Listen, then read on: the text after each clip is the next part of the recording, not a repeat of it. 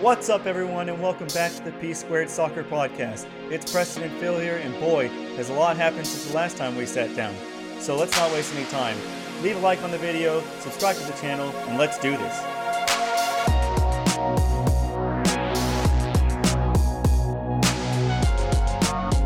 Alright, Preston, there's been a lot of talk of manager switcheroos going on in the Premier League. Mainly two clubs, Arsenal and Chelsea. Our two clubs.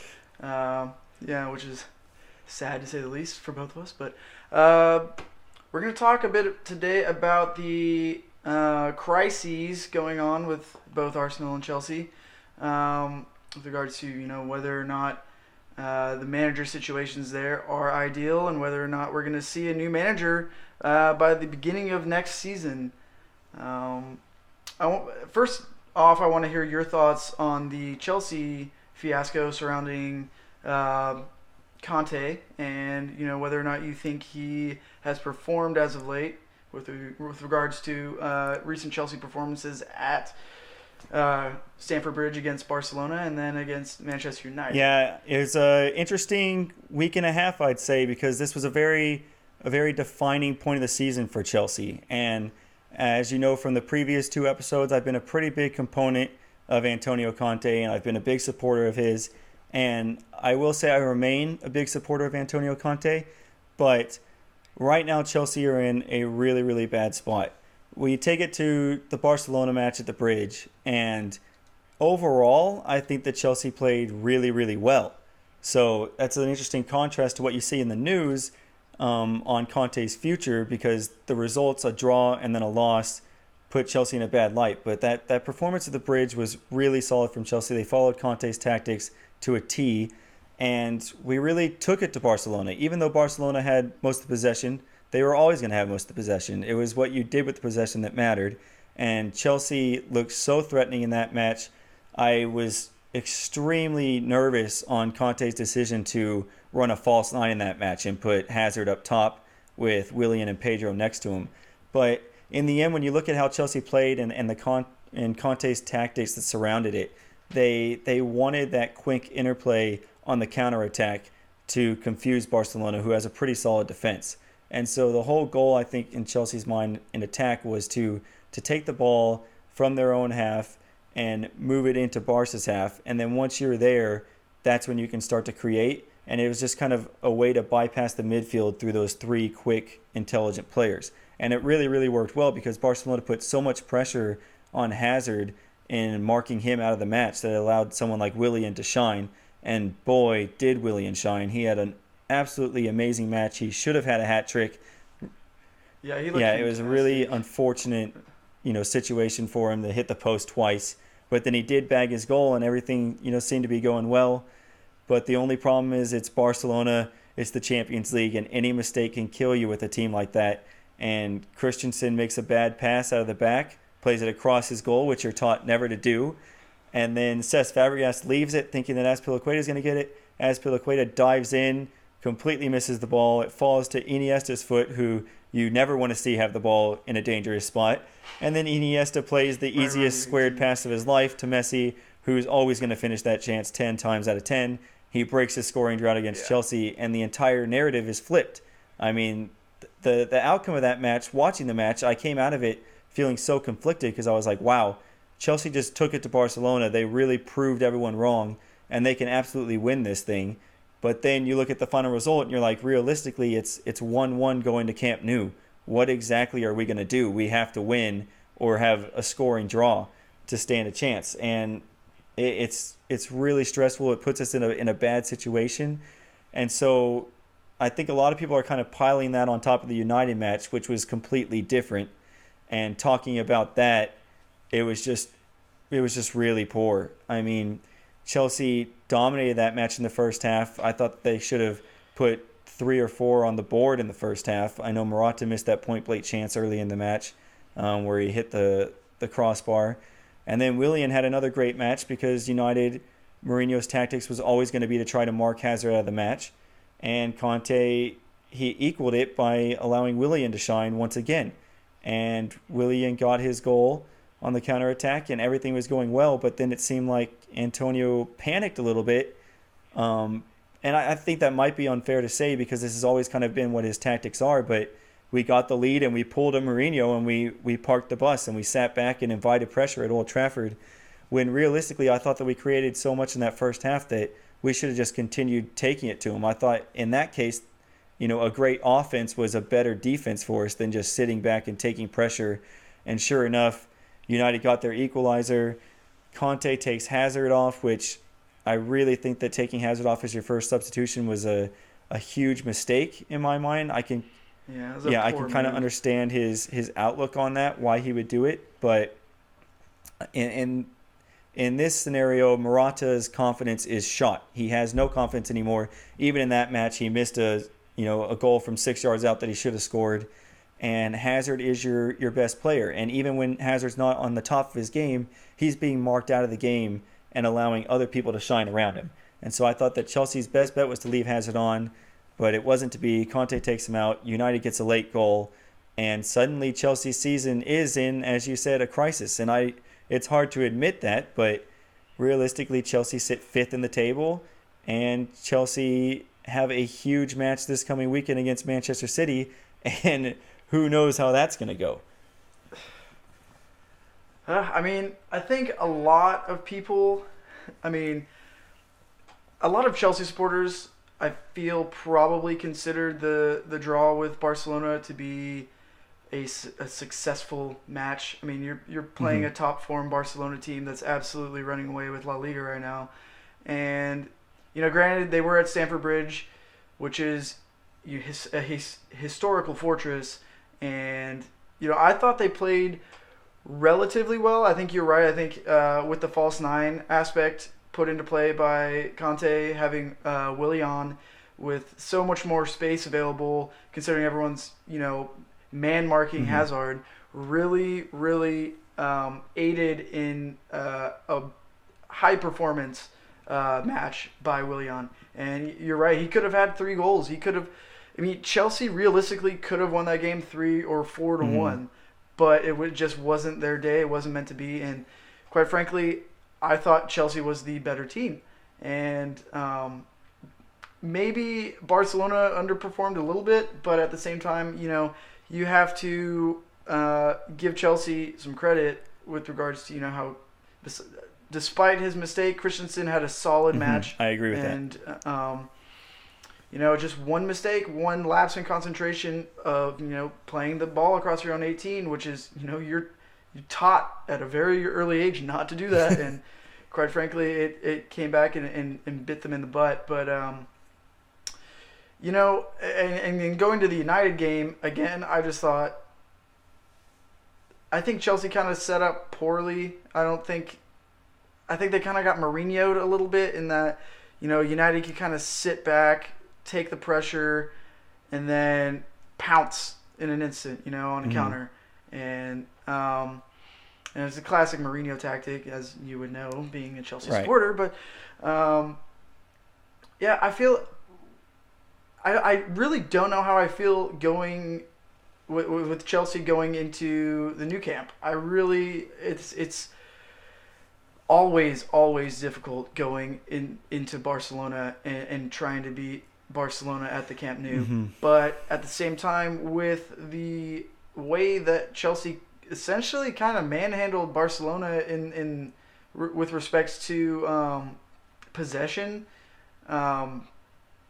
or I wouldn't necessarily say possession. I feel like Barcelona kind of... They edged us on possession, but scoring chances. They edged you on possession. But the fact that Barcelona didn't have, 60, 65% possession like they do against most clubs is a huge factor. And it puts a lot of pressure on their defense. And I feel like it's, if Conte decides to stick with the false 9 formation and, keep Hazard in that central pivot role, to where, guys like Pedro and Willian can play off of him, I could see a potential Chelsea victory.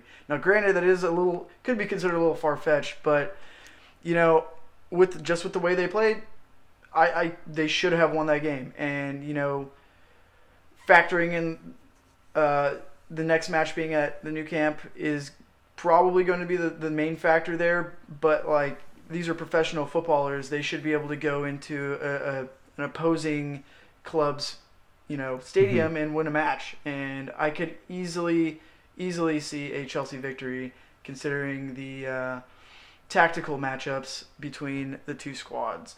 And and as I said, this is a very defining point of Chelsea's season, and I think that it's kind of interesting that they're 2 points behind Tottenham, but it feels like an eternity behind Tottenham just because you go to the Etihad this weekend, and it'd be foolish of me to say that we're going to get a result.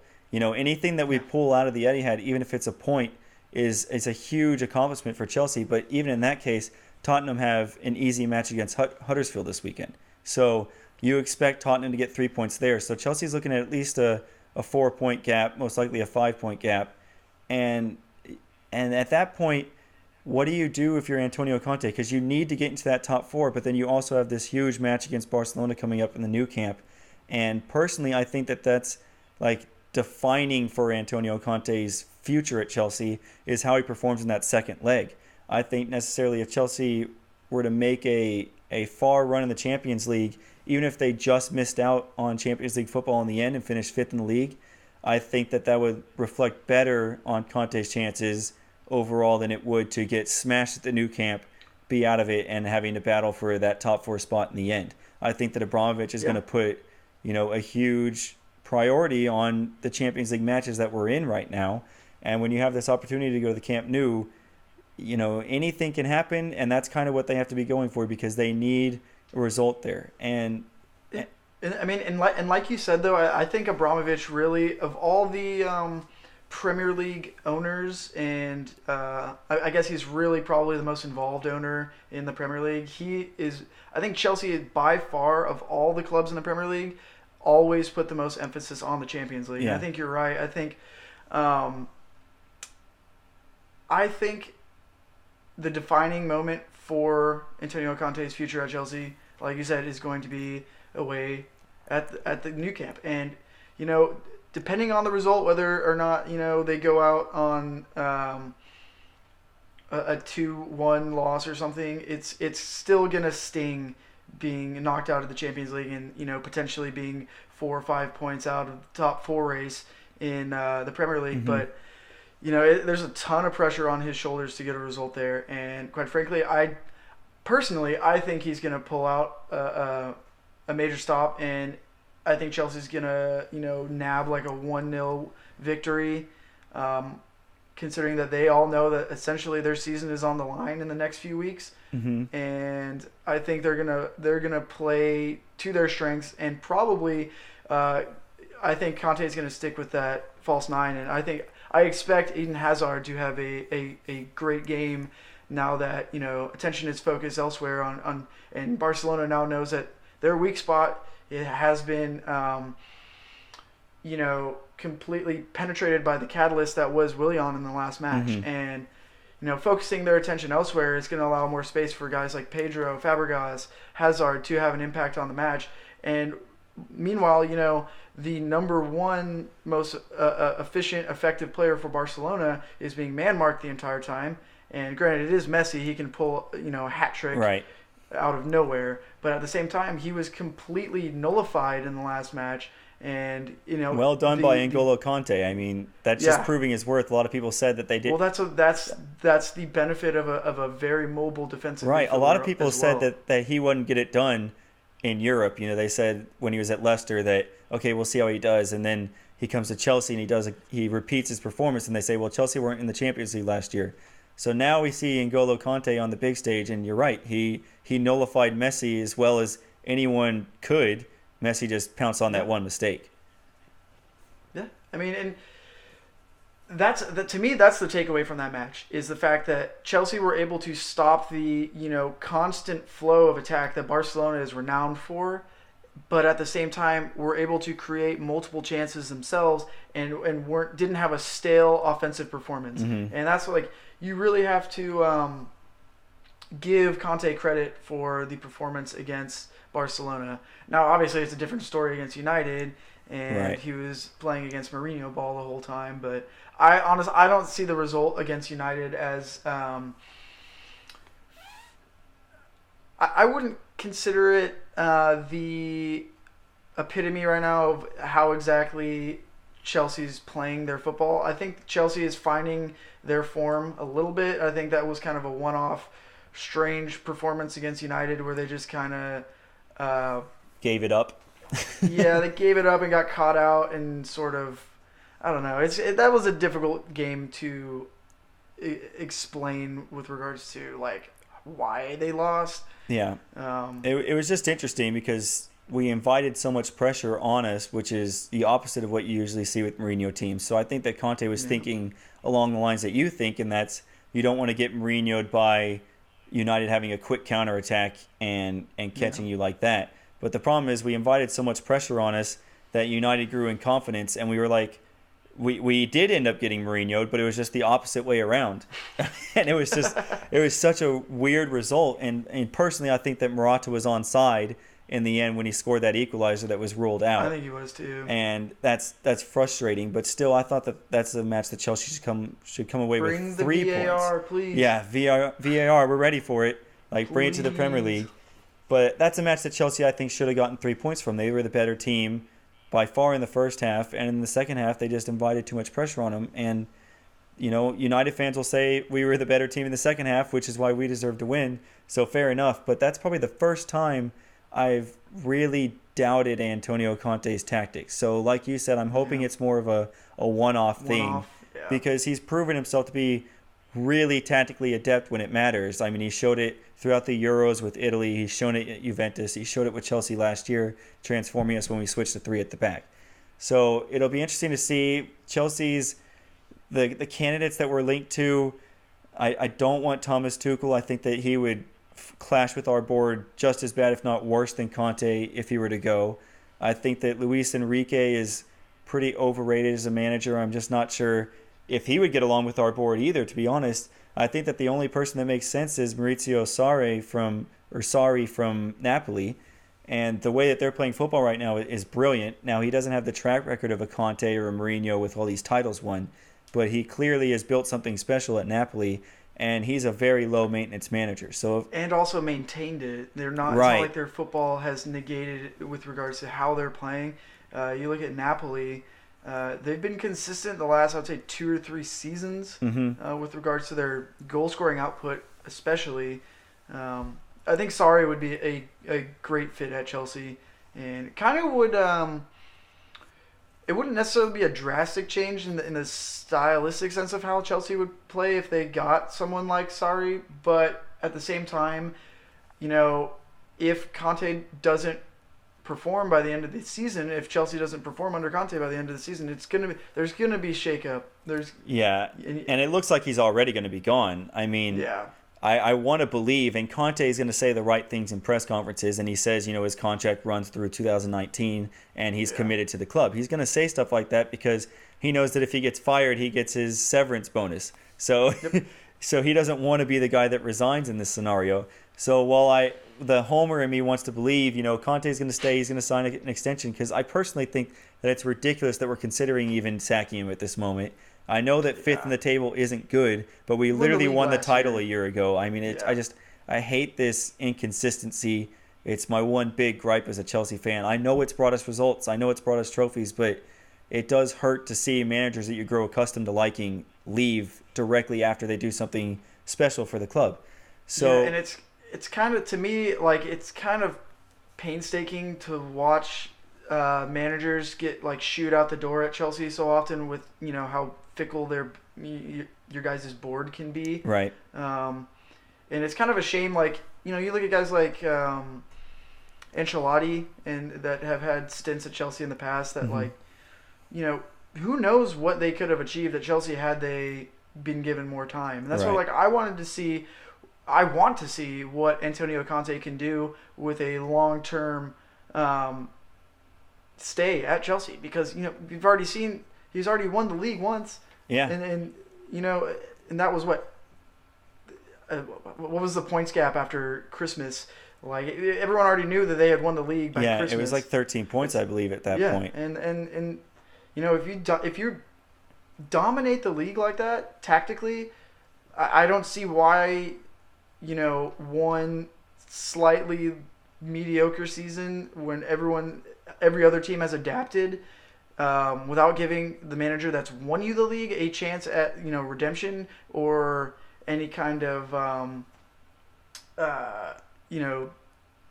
say in how the team progresses is beneficial to the squad in any way whatsoever. I don't know. I want to see Conte stay. It has to be frustrating as a supporter for Chelsea. It is frustrating, and right now the club's in a really interesting point where Thibaut Courtois, Eden Hazard, they both haven't signed extensions to their contracts. They're both being linked to Real Madrid. This summer, if Conte leaves and you were to lose possibly Courtois and Hazard, that could be literally a breaking point at the club to where you just lose ground altogether. Because while Chelsea's still a mega club and they still have tons of money, they're also trying to build a new stadium, and that new stadium is going to cost $1 billion, and then you also, or £1 billion, which is even more, and then you also have $3 billion. This point where Manchester City are literally running away with the league, not just in this season, but the fact that they're building this super squad that's going to dominate for years to come. And United's going to try to catch up to them. You know that Tottenham are in a good spot as long as Harry Kane is still there. And Liverpool under Klopp are improving at a massive rate. So Chelsea and Arsenal are both kind of being left behind. So this is a huge point for Chelsea to these next couple of weeks are going to be season defining for this year and probably season defining for the next 3 or 4 years, I'd imagine. But I mean that's just the reality of the scenario of the reality of the situation for Chelsea fans to deal with. And the reality of the situation for Arsenal fans right now isn't much better. And we had a little double action with Arsenal facing City in the League Cup final and then facing City in the league directly after. And now there's a lot of pressure being put up in the north side of London on Arsene Wenger again. And, I mean, I'll let you talk about it because I know you have a lot to say. All right. First off, I've been I don't want to say devout, but a supporter of Arsene Wenger, with what he's built over the 20-odd years that he's been at the club. Mm-hmm. It's depressing to watch his legacy as a manager fade to what it has become. Right. We haven't won the league in 15 years, going on 15 years, I guess. We constantly get demolished by other top 6 sides. I guess top 6 would be a term we could use now, considering Europa League. But except Chelsea, we'll add. I don't know. You look at the sporadic performances that Arsenal has under Wenger, and you think to yourself, what could a different manager bring that, what could a different manager bring out of this club that Arsene Wenger isn't doing, right? Or implementing, or stressing and training. Like what needs to be done at the club to really get the most out of your players? And quite frankly, I've come to the point where a change in manager has to occur. And as a longtime supporter of Arsene Wenger, I've come to the point where I hate to say it, but I hate to say the term, but I'm Wenger out at this point. And it's depressing to watch his legacy fade, but at the same time, no manager is bigger than the club. The club is the utmost essence of what you're supporting as a fan, and you don't support. I mean, you can support the manager, but the manager is a tenant of the club, and to consistently bring in world-class players like Mesut Ozil, Alexis Sanchez, guys who were touted to become world-class players like Granit Xhaka, Shkodran Mustafi even, he's always been touted as the next big German center back. Right. But to have them come into the club and constantly regress under a manager is just damning. It's a telltale sign of a systematic issue within the club. And even look at guys like Alexander Lacazette. to bring him in, a world-class striker that, very much starts for France a lot of the time, like is an international world-class striker that has torn up a top league like multiple seasons, and have him regress as poorly as he has under Arsene Wenger's system is just a telltale sign that there needs to be some sort of change with the manager and the coaching. You need to get. You look at our defense right now, and you look at the poor performances by the likes of Laurent Koscielny and Shkodran Mustafi, and the fact that we have not developed our future center backs, Rob Holding and Callum Chambers, to the point where they can consistently start Premier League matches. It is absolutely damning to the system. And what I've always wondered about Arsene Wenger is what emphasis he actually puts to the tactical sense of the game, what his game plan is going into a match. And the fact that no one can even tell you what is going on half the time, it just seems like free flow football with no structure, is down to the manager. You implement those tactics in training. You watch film. You prepare per opponent. Every opponent you prepare. You can't just go out and field a strong side of individuals and expect them to pull out performances. And I feel like that's kind of what he used to rely on with the likes of, Bergkamp, Henry, Ljungberg, Tony Adams, Jens Lehmann. The original Arsenal squads were squads filled with mentally strong figures. Guys who wanted to perform to the highest level constantly and did perform at the highest level constantly because they were world-class players. But to expect that generation after generation of Arsenal players coming in and out is just not realistic. You have to pinpoint tactically what you're going to do. And, there needs to be a change in Arsenal. And there's just some sort of staleness about the club right now. And, obviously that can be pointed to Wenger, being there for so long. But I don't even know if it's anything tactically anymore, because sometimes Wenger does have his tactical moments where you're like, well, there's the old Arsene Wenger. I almost think that it's like, I do think that there is some tactical aspects for sure that Wenger struggles with. And I do think that part of it is this idea of free-flowing football where there's no structure in the club, and you just see defenders wanting to join in on the attack, and suddenly Arsenal have zero defense. Suddenly get caught on the counter. But then you look and that's what Manchester City just exposed them for 2 straight matches.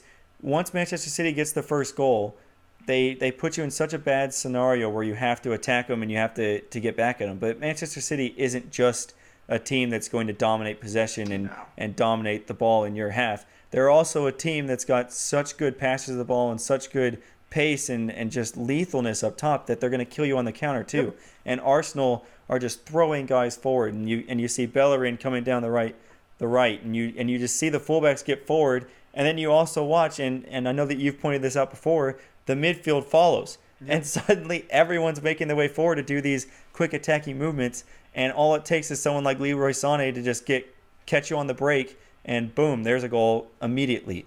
And these are consistent things that we're seeing from Arsenal the past few years. And I'm wondering, how often can you reinvent yourself? Arsene Wenger has been in charge for 20 years now, and tactics are going to change throughout those 20 years. New ideas of football are being put into place. You have to adapt.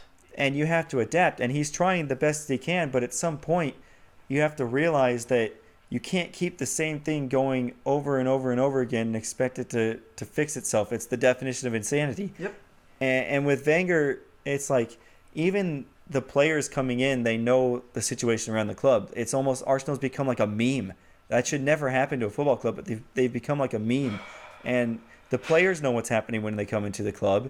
And I almost think that even just getting rid of Wenger's face, like just coming in and you go into his tactics, it's not just the change of his tactics. If I'm coming into a training session after a loss and I see the same thing that I've seen for the past 3 years since I've been at the club or whatever, and it's not going to motivate you. Yeah, it's just not going to motivate me. And now I see like the core of Arsenal's squad are mentally weak players in my mind. And you mentioned the Henrys, the Bergkamps; those are mentally strong players. I mean, even the Van Persies, even the Thomas Rosickis, like those. You look at the players that used to be the epitome of Arsenal's system, the Wenger ballers like Thomas Rosicky, even Santi Cazorla up until late before his injury. I mean, those were the guys that were pulling us through a mental block and allowing us to perform well. And we don't have a single player on the pitch that has the mental fortitude to go out there and essentially, vocalize amongst their teammates to do something better or do this, get to this position. Like, you look at, as much as I love Laurent Koscielny and have loved Laurent Koscielny's input to the team in the last 5 years, he's not a captain material. He doesn't vocalize. And if you look at the match today, the second match against City, and you look at the likes of like Vincent Kompany, who's been, Manchester City's captain going on like 7 or 8 seasons now, and you look at him vocalizing amongst his teammates when they're 3-0 up in the first half, yelling at his teammates to get into position. You look at Pep Guardiola on the sideline, 3-0 up, yelling at his teams or at his players to get into a certain position because they want to be the best, they want to score more goals, and they want to entertain. And I feel like Arsenal, we're in a weird limbo right now with regards to the fact that it's not like we're playing attractive football but we just happen to be poor defensively and give up horrible mistakes on the counter or horrible individual errors. We're poor in every aspect of the pitch. I mean, if you start looking at if you start from the front and go back to the keeper and you look at Aubameyang today, he was not even making fluid runs behind the defense when we did have possession. And it's like it's coached out of him. And I've watched Aubameyang a lot at Dortmund throughout the years, and he has never once struck me as a player to be lazy off the ball, and he's always struck me as a player that's going to make that behind the center back diagonal runs. And and it's like it's coached out of them at Arsenal. The same thing can be said for Alexander Lacazette. It's almost like it's not conducive to what Wenger wants out of his strikers anymore. And he wants the individualistic tiki-taka passing play. But that's just not, you can't realistically use that without the correct players.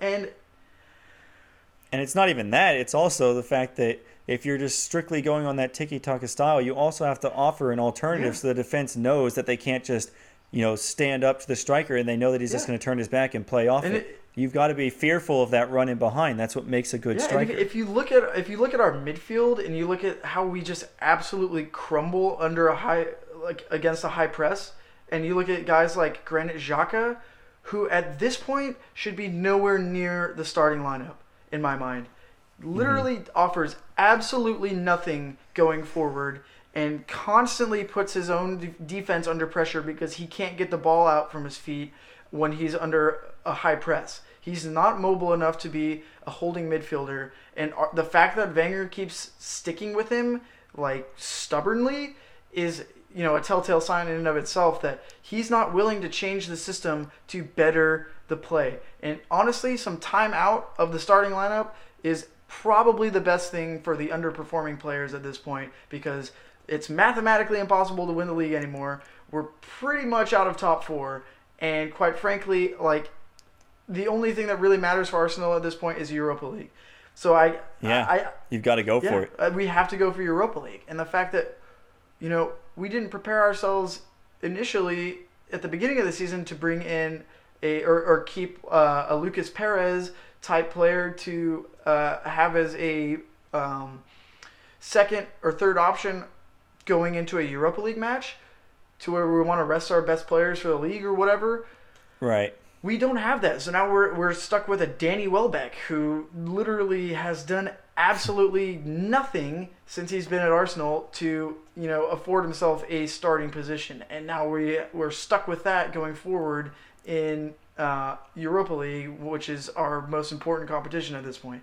So the club is a mess, like absolute mess. And I was kind of optimistic when we re-signed Mesut Ozil and got Aubameyang, but the issues are just they're symptomatic of a systematic problem. Like it's rooted at the core. What's wrong with Arsenal? They need a complete overhaul from top to bottom with regards to their coaching staff, and quite frankly, like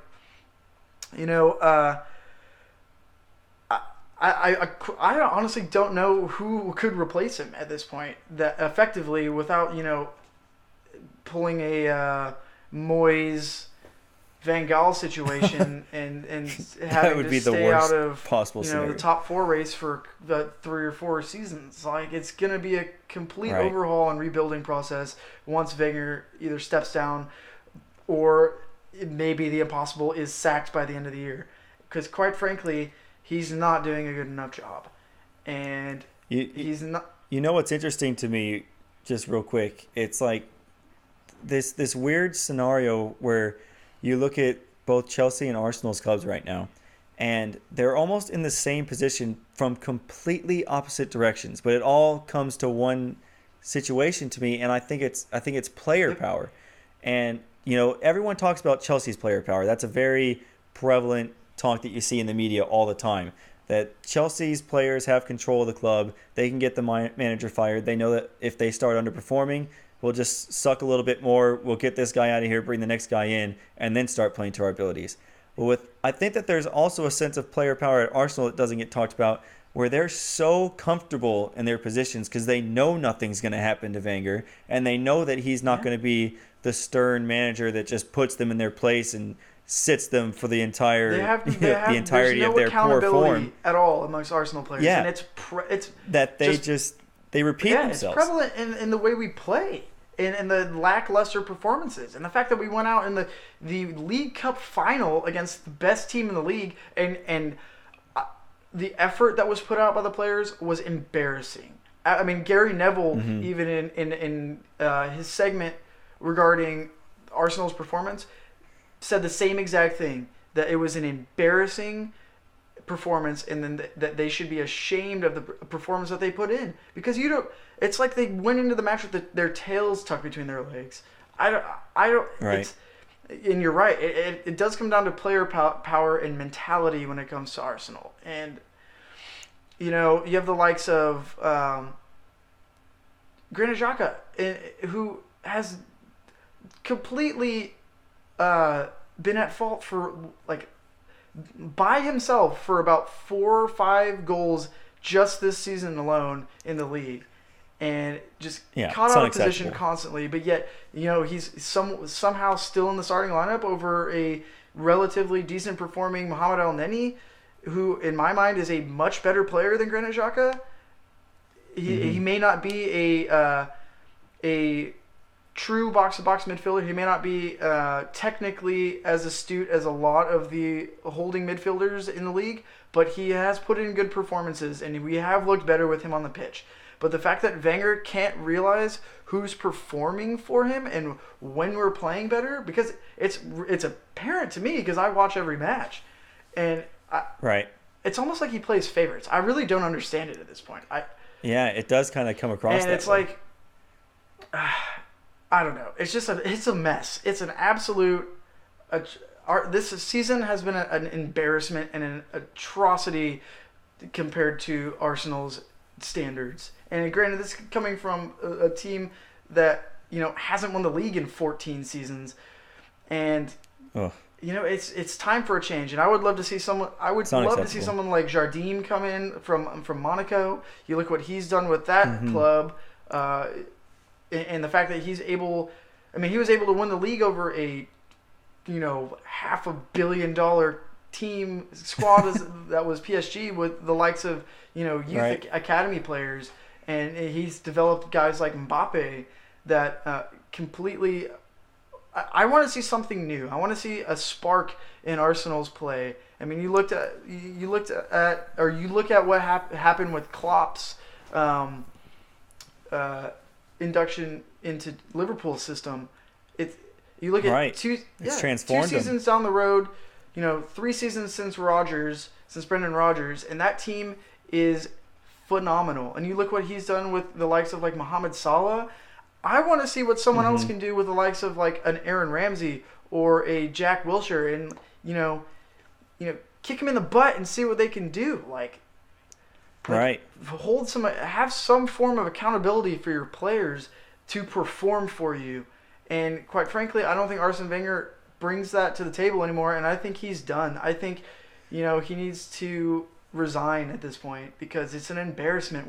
Arsenal is 30 points off the top of the table, and 30 points in March, and it's mathematically impossible for us to win the league at this point. Granted, it's probably mathematically impossible for everyone.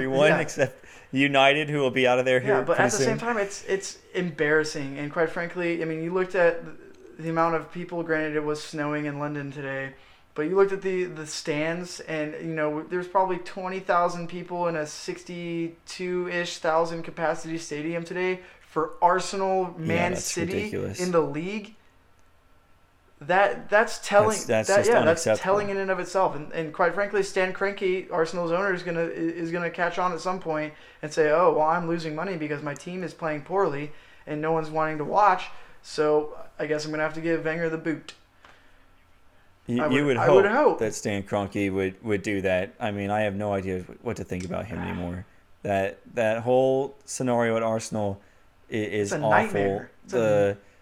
It's a nightmare, and that's why I try to keep things in perspective for Chelsea fans. We're not in a good spot right now. I'm not going to gloss over it, but you can't fall into a stale situation like Arsenal, and I really think that this summer is so defining for them also, just like it's defining for Chelsea, to where they have to make that change. I think that, like I said, the same points that I applied for Chelsea are true for Arsenal, and the fact that Liverpool, Man U, and Man City are strengthening at a real quick rate. You mentioned Klopp. Liverpool, if you look at them 3 years ago to now, they are a Klopp team. I mean, they have completely taken onto his tactics, and I would even say that they're better than those prime Klopp Dortmund. That's how good they are.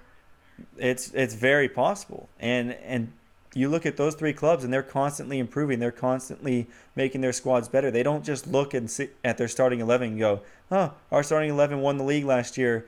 We'll just leave it this year. No, they're strengthening their bench. They're adding people like Bernardo Silva, who is a key person to take Monaco to the semifinals of the Champions League, and then they go and put him on their bench. I mean, it's just you just have to have that kind of urgency, and neither Chelsea nor Arsenal have that urgency right now. So personally, I think that those are the two big storylines left in the Premier League this season, because the league is already won, and I mean, the race for the top four kind of plays into that because Chelsea are still involved in it, but it's really intriguing. Keep an eye on those two London clubs because they are considered the biggest of the big clubs in England, and they are on the verge of getting chased out of the park, it seems like. But that's our video. Sorry we went on a little rant, but like I said, it was prevalent to the rest of the season. I think that both manager scenarios at Arsenal and Chelsea are extremely intriguing right now, and really no one can pinpoint what's going to happen. That's why they're so intriguing. So we'll have another video coming soon. We're going to do an MLS preview here in the near future. So if you like that content, if you like this content, leave a like on the video and subscribe. Thanks so much for joining me, Phil. It was a blast, and we'll see you next time.